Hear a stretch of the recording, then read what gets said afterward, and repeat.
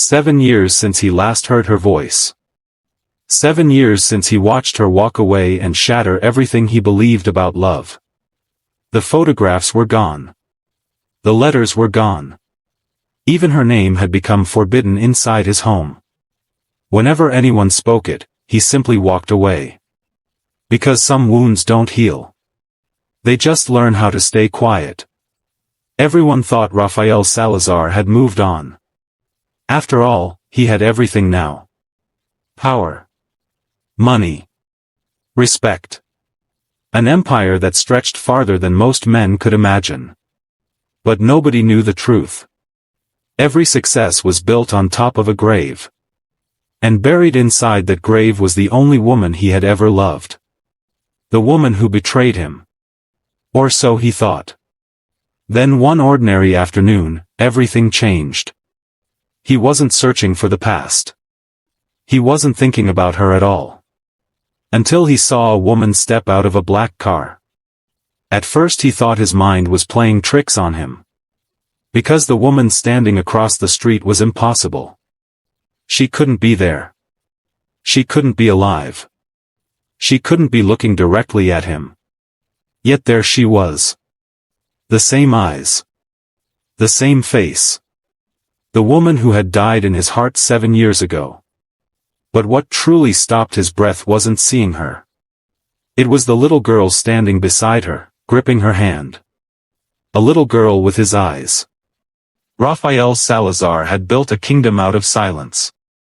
Men feared the sound of his footsteps before they ever saw his face. Rivals who once laughed at his name now whispered it like a prayer for mercy that would never come. At 34, he controlled more territory than his father ever had, more loyalty than any boss in 3 states, more money than he could spend in 3 lifetimes. And he felt none of it. His penthouse overlooked the city like a throne overlooking a kingdom of glass and steel, but every night it felt like a mausoleum. The marble floors. The empty side of the bed. The silence that settled in after his men left and the door finally locked. He had everything. He had nothing. His consigliere, Esteban Cruz, often joked that Rafael ran the organization like a machine, precise, untouchable, incapable of error. What Esteban didn't say, what nobody dared say, was that machines didn't bleed. And Rafael bled every single day, quietly, behind a face that never cracked. He had burned every photograph of her. Every letter. Every gift. He told himself it was closure. In truth, it was the only way he knew how to survive the betrayal, erase her so thoroughly that even his own memory couldn't find her. It almost worked. That afternoon began like every other. A meeting at the old cathedral square, a property deal disguised as a donation, men in suits pretending they weren't armed. Rafael stood near the marble fountain, half listening to a real estate attorney drone about zoning permits, his mind already 3 meetings ahead. Then a black car pulled to the curb across the square. The door opened. A woman stepped out, smoothing the front of a cream coat, her dark hair catching the afternoon light. She turned her head, scanning the square the way someone does when they're about to cross a street. And then she saw him. Rafael's entire body went still. The attorney kept talking. The fountain kept running. The world kept moving. He didn't. Because the woman standing 40 feet away, looking at him with an expression he hadn't seen in 7 years, somewhere between recognition and terror, was Claire. His Claire. Dead in his heart Claire. Buried and never spoken of Claire. For one suspended moment, neither of them moved.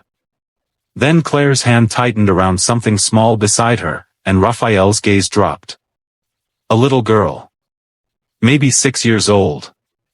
Dark curls, a cream coat that matched her mother's, a worn teddy bear clutched against her chest. And eyes, pale gold, flecked with brown, eyes that belonged to no one in Claire's family. Eyes that belonged to him. Claire's face drained of color.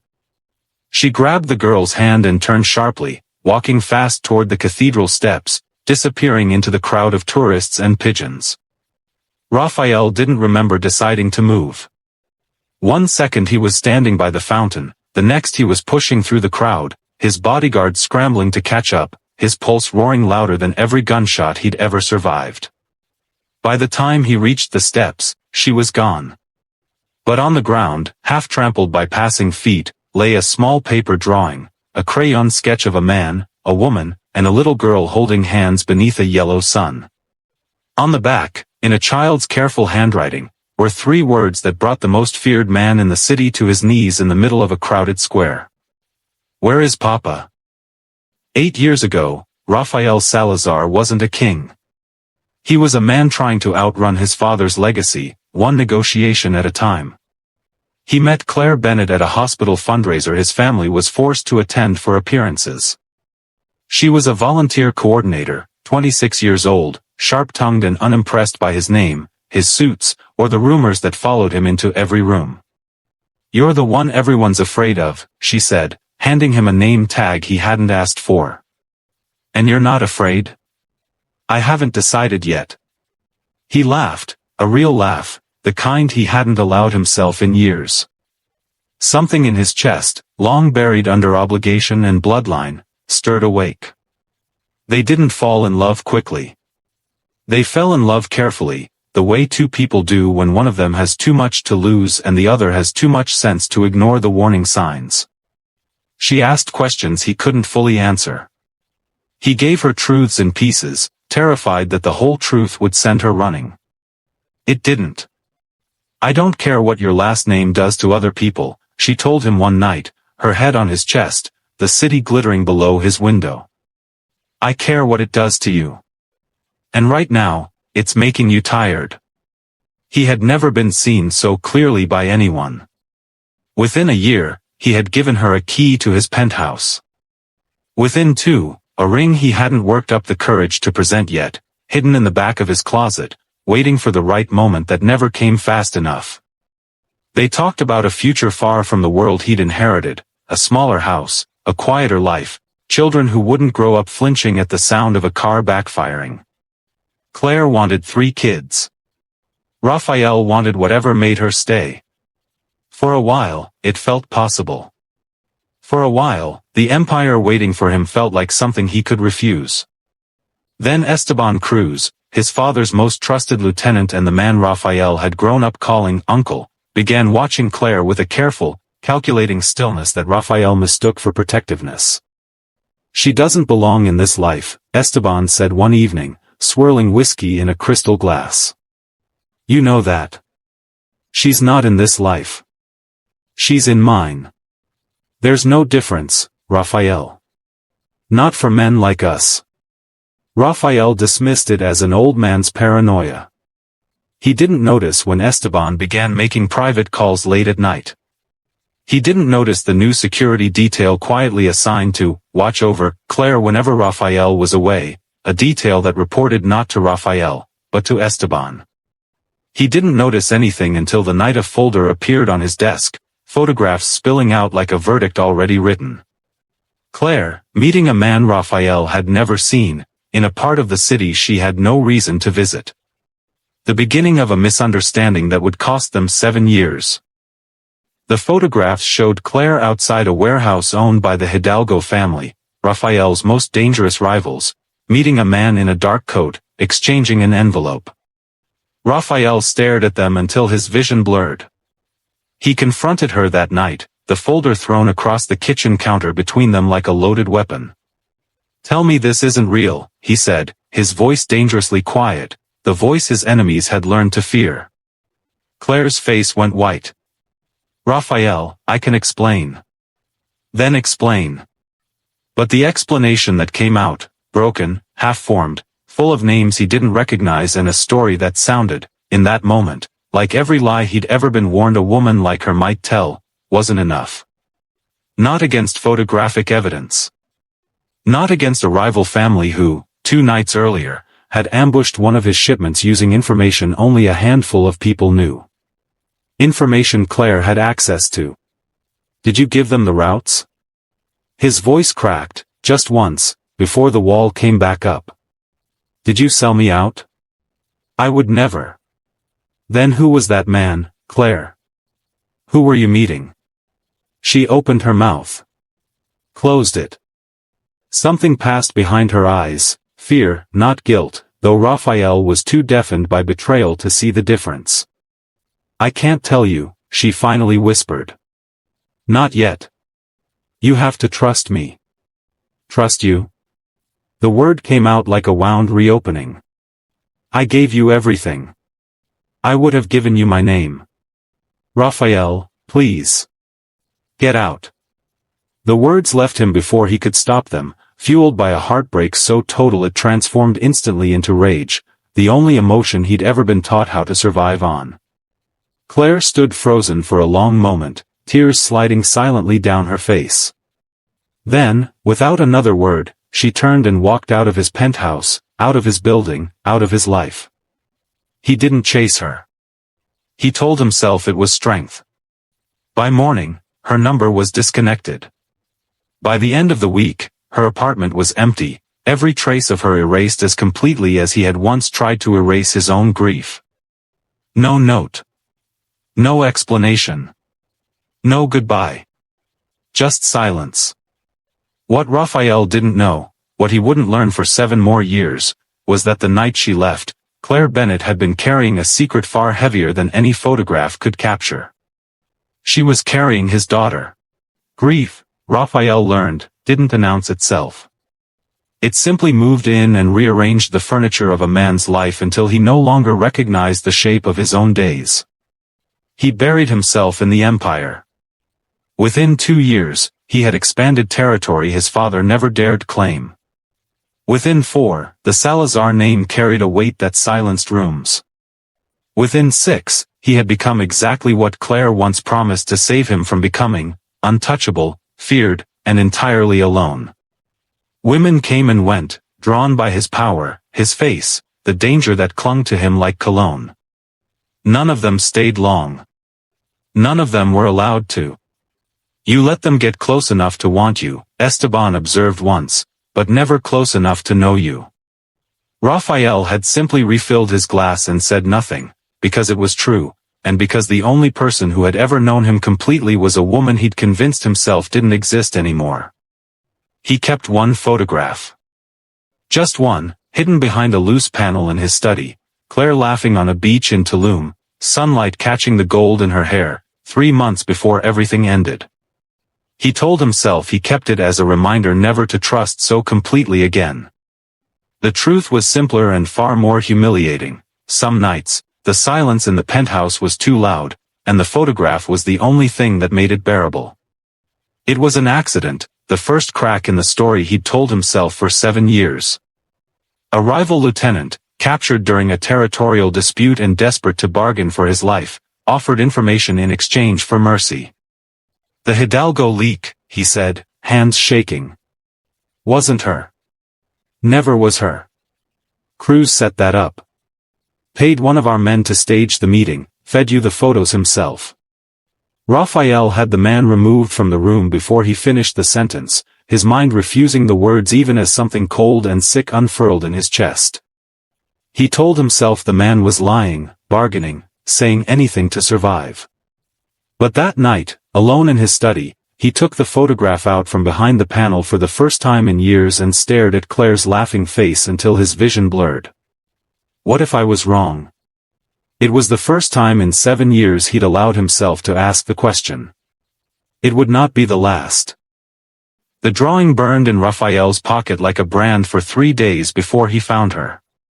It took every resource his empire could offer, discreet, careful, terrified of spooking her into vanishing a second time.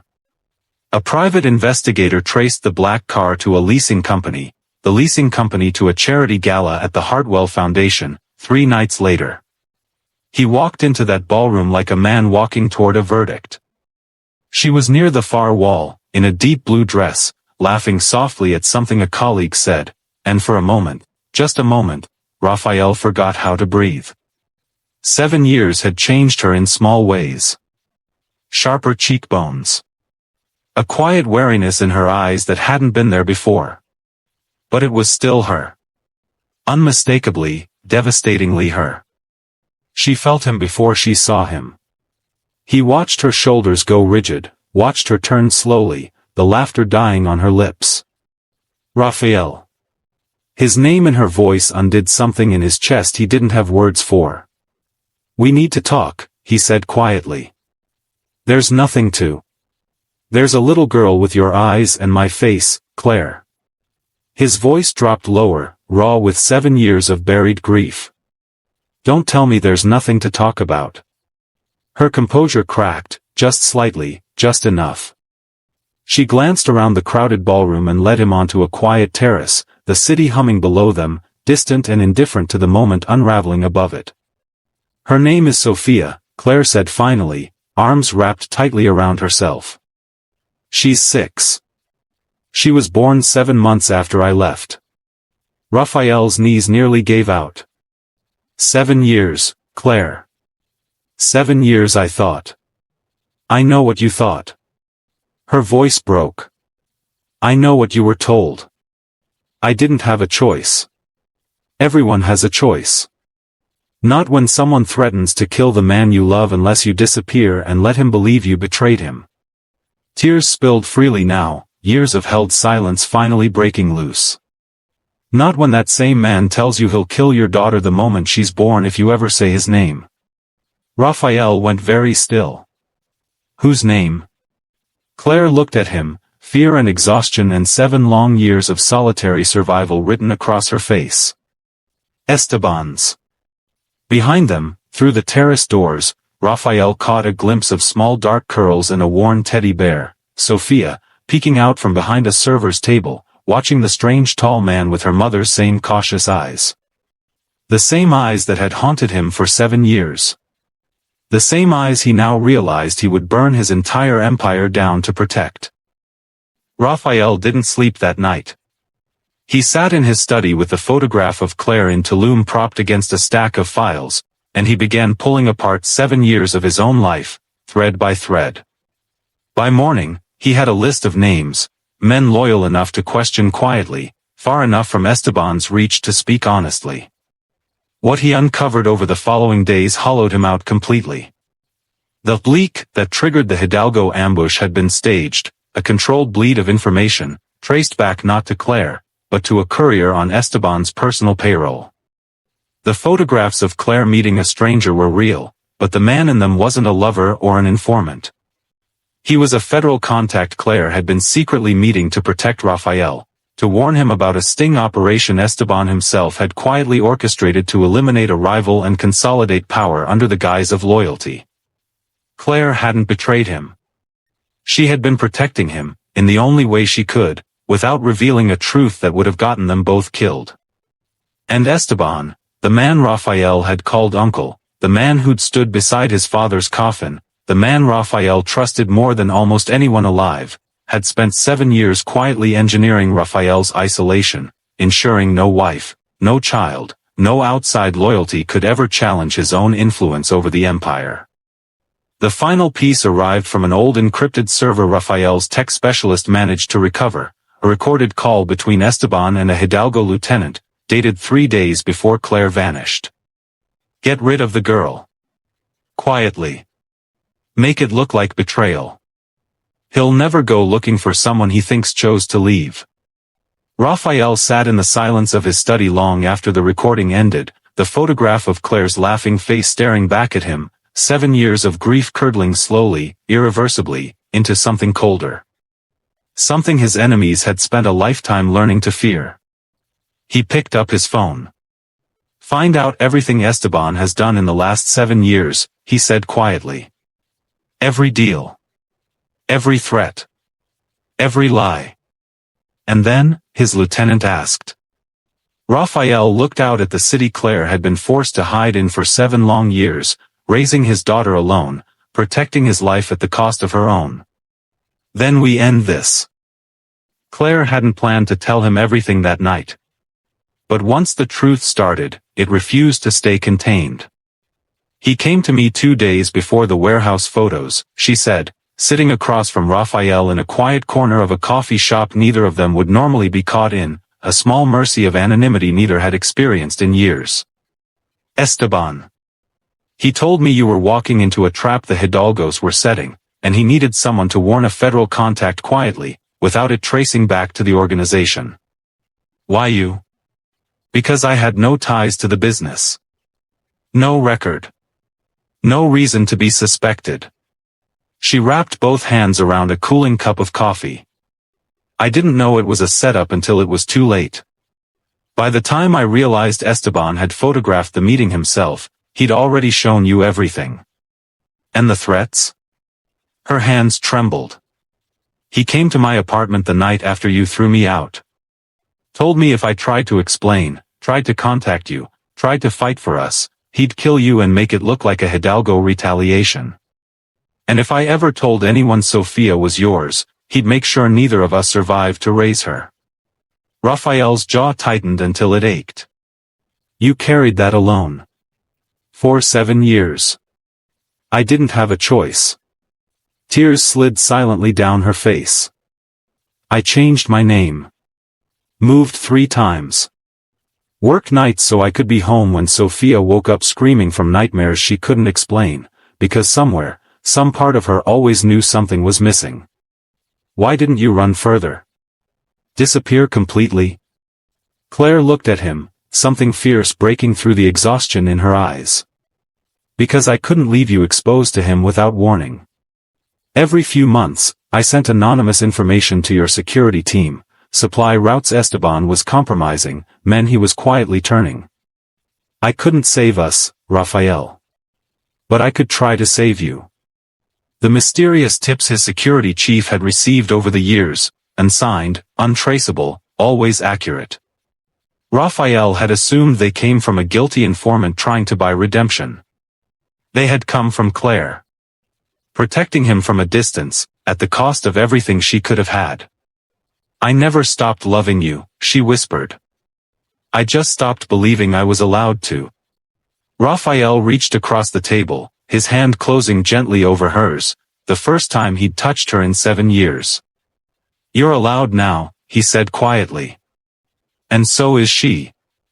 Through the coffee shop window, Sofia sat on a bench outside with a bodyguard Rafael trusted with his life, swinging her legs, humming to her teddy bear, utterly unaware that the truth of her entire existence had just rewritten itself in the span of one conversation. Esteban Cruz knew something had shifted the moment Rafael walked into the compound 3 days later, calm in a way that felt far more dangerous than rage. You've been quiet, Esteban said carefully, pouring 2 glasses of whiskey out of habit. I've been busy. Rafael didn't take the glass. Learning things I should have known 7 years ago. Something flickered behind Esteban's eyes, the first crack in 30 years of careful control. Rafael. Claire didn't betray me. Rafael's voice was quiet, almost gentle, the way it always was right before he became truly lethal. You did. The room went still. 2 of Rafael's most trusted men closed the doors behind him, sealing the 3 of them inside. Everything I did, Esteban said, abandoning pretense at last, I did to protect this family. She was a liability. A weakness that would have gotten you killed the moment your enemies realized you'd choose her over the empire. You didn't protect me. Rafael's hands curled slowly into fists. You stole 7 years from me. 7 years from my daughter. You let me believe the only woman I've ever loved betrayed me, while you quietly dismantled my life for your own control. I gave you an empire. You gave me a cage. Rafael stepped closer, every trace of the boy who once called this man uncle long since burned away. And tonight, that cage breaks. Esteban's hand moved toward the gun at his waist, a final, desperate gesture from a man who had spent 30 years believing himself untouchable. He never reached it. What followed was swift, controlled, and final, the closing of a chapter Rafael had unknowingly been writing since the moment a black car pulled up to a cathedral square. By the time it was over, the empire Esteban had spent decades manipulating belonged, fully and irreversibly, to Rafael alone. And for the first time in 7 years, there was no one left standing between him and the truth. He drove straight to Claire's apartment that night, his hands still trembling, not from violence, but from the staggering weight of finally being free.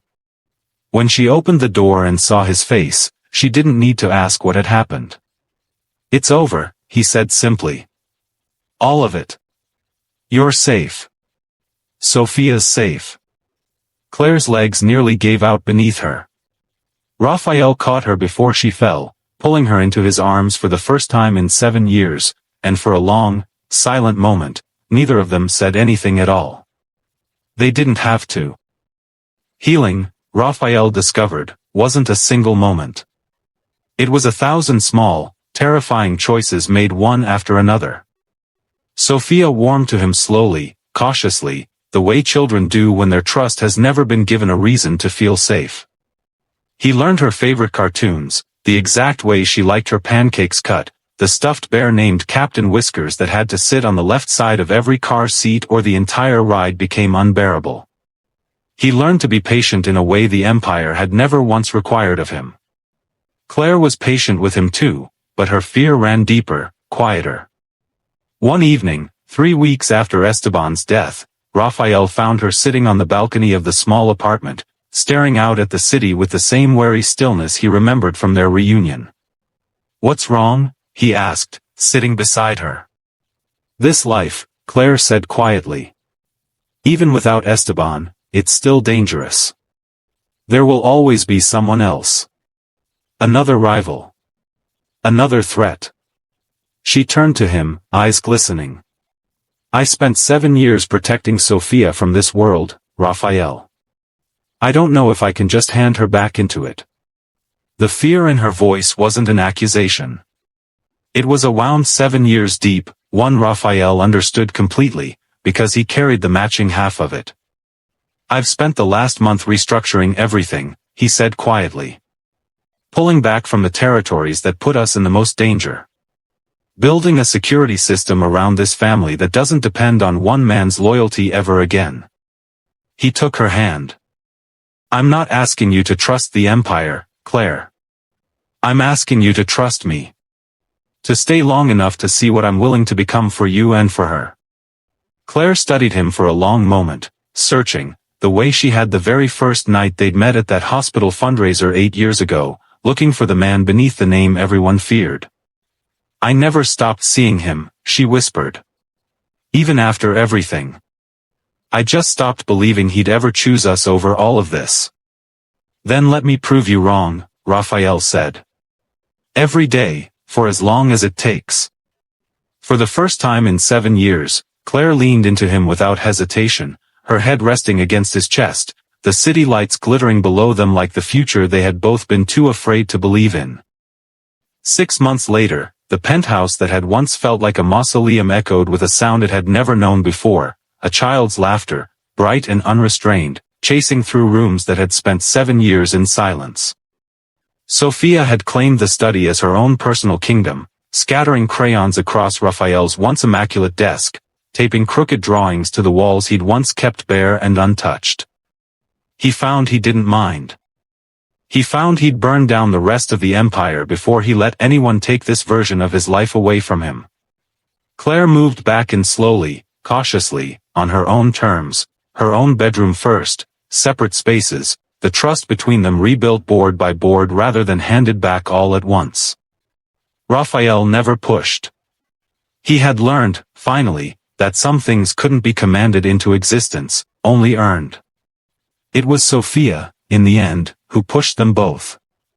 "Mama sleeps better when you're here," she announced one evening with the blunt honesty only a 6-year-old possessed, looking between her parents with an expression far too knowing for her age.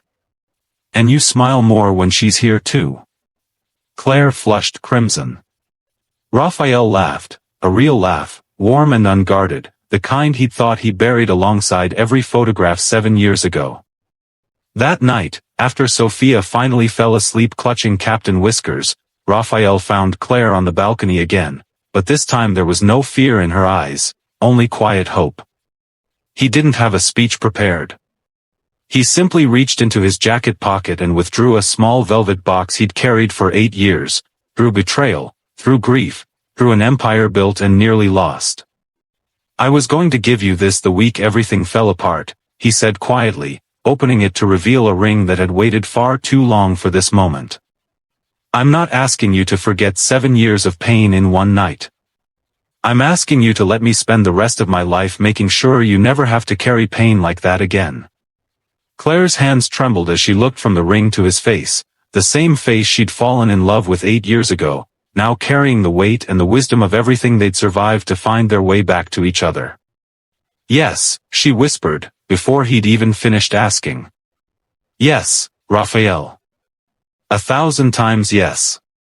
Behind them, unnoticed in the doorway, Sophia clutched her teddy bear and grinned the wide, unguarded grin of a child who finally, completely, had her whole family in one place. A year later, the cathedral square looked the same as it always had, the same fountain, the same pigeon scattering across worn stone, the same afternoon light slanting golden across the plaza. But everything else had changed. Rafael stood near that same fountain, no longer a man hollowed out by grief, but a husband watching his wife laugh at something their daughter had said, sunlight catching gold in Claire's hair exactly the way it had in the photograph he'd once hidden behind a loose panel, except now, he didn't need to hide it. It sat framed on their mantel, alongside dozens of new ones. Sophia ran circles around the fountain, Captain Whiskers tucked under one arm, utterly fearless in a world her parents had fought 7 years to make safe for her. Rafael Salazar had built an empire out of silence once. He had since learned that real power wasn't found in what a man could destroy, but in what he was willing to protect. She had died in his heart for 7 long years. But standing in that square, watching his family in the golden afternoon light, Rafael understood a truth far greater than any empire could offer him. Love, it turned out, was harder to bury than he'd ever believed. And some hearts, given the chance, learn how to come back to life.